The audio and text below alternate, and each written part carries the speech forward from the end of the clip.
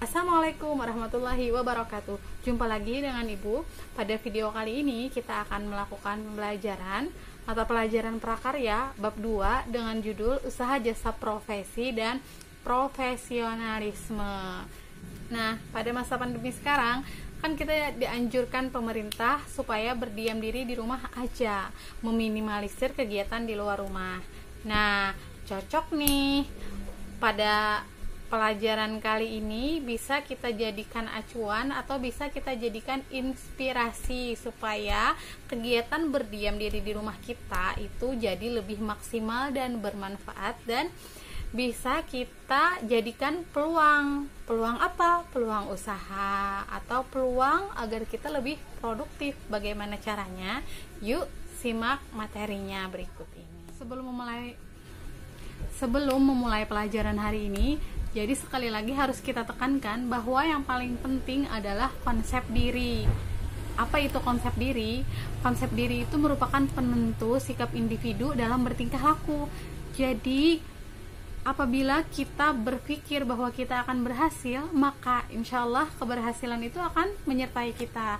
Dan sebaliknya, apabila kita berpikir kita tidak bisa, maka mungkin memang akan kegagalan yang akan kita temui.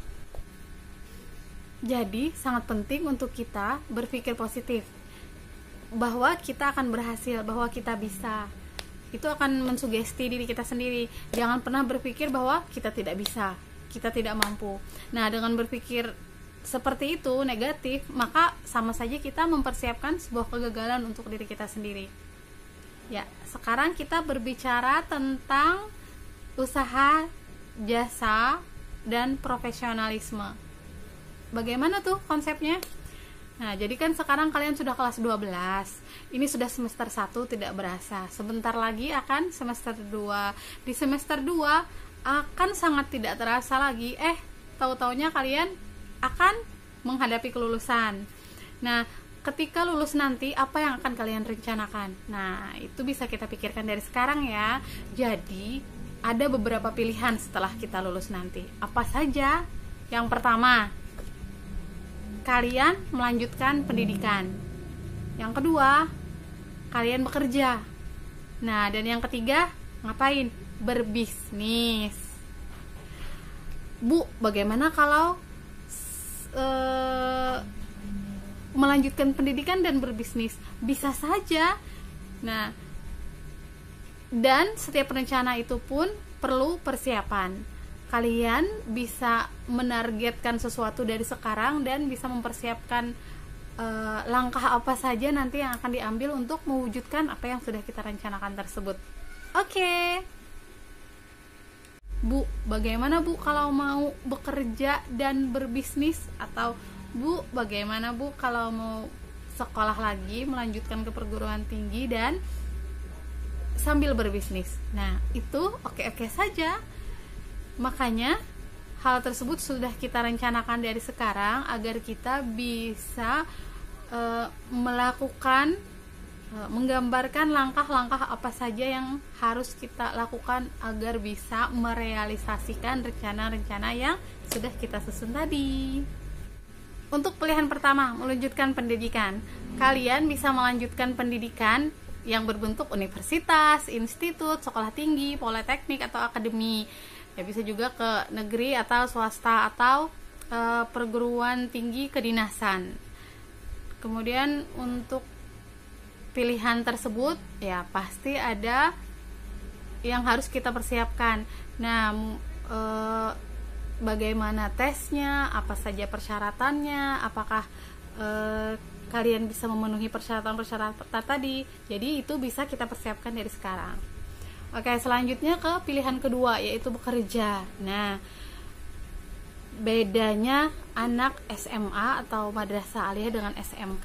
Kalau SMK, anak SMK itu memang sudah diajarkan keterampilan supaya setelah lulus SMK itu siap bekerja. Misalnya nih, SMK jurusan otomotif, ketika dia lulus, maka dia bisa bekerja di bengkel motor atau bengkel mobil. Nah, bagaimana kalau anak SMA setelah lulus ingin bekerja? Apakah bisa? Ya, tentu saja bisa.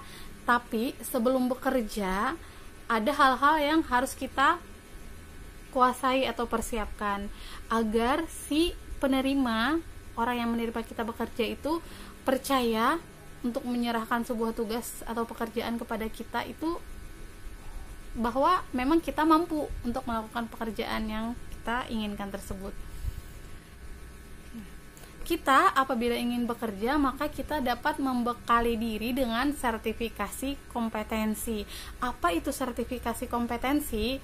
Nah, sertifikasi kompetensi itu proses pemberian sertifikat kompetensi yang dilakukan secara sistematis dan objektif melalui uji kompetensi yang mengacu pada standar kompetensi kerja, baik yang bersifat nasional maupun internasional. Panjang ya pengertiannya. Jadi intinya sertifikasi kompetensi itu diberikan kepada kita apabila kita sudah melakukan serangkaian kursus atau serangkaian pelatihan, dan kita diberikan sertifikat kompetensi itu yang menandakan bahwa kita sudah melakukan pelatihan atau sudah melakukan training, dan kita dianggap mampu karena kita sudah menyelesaikan proses pelatihan tersebut. Jadi sertifikat itu sebagai tanda bahwa kita, ini loh, saya sudah melaksanakan pelatihan ini, berarti saya sudah mampu di bidang ini. Kemudian sertifikasi kompetensi tadi. Nah, proses sertifikasi itu dia dilaksanakan oleh Lembaga Sertifikasi Nasional atau LSP. LSP yang mengeluarkan sertifikasi kompetensi itu tadi bukan sembarang LSP, yaitu harus LSP yang dilisensi atau yang diberi izin oleh BNSP. Apa itu BNSP? BNSP adalah Badan Nasional Sertifikasi Profesi. Nah, LSP yang berada di bawah BNSP tadi itu terdiri dari 3 jenis. Jadi ada beberapa macam lagi nih LSP itu. Apa saja? Ya, pertama ada LSP pihak 1, kedua ada LSP pihak 2, dan yang ketiga ada LSP pihak 3. Nah, bagaimana perinciannya pihak-pihak 1, 2, 3 tadi? Ya, berikut Ibu sampaikan ya. LSP pihak 1 yaitu dibentuk oleh sebuah industri atau organisasi atau lembaga pendidikan untuk mensertifikasi karyawan atau siswanya sendiri. Ini LSP pihak 1 ya.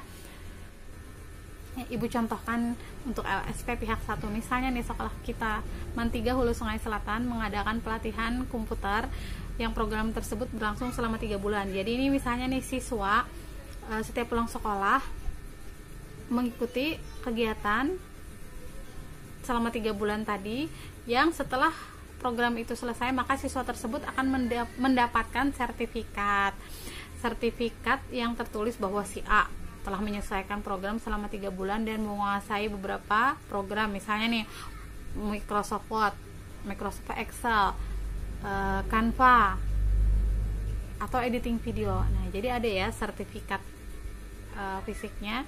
Jadi sekolah mengadakan sertifikasi kompetensi untuk siswanya sendiri.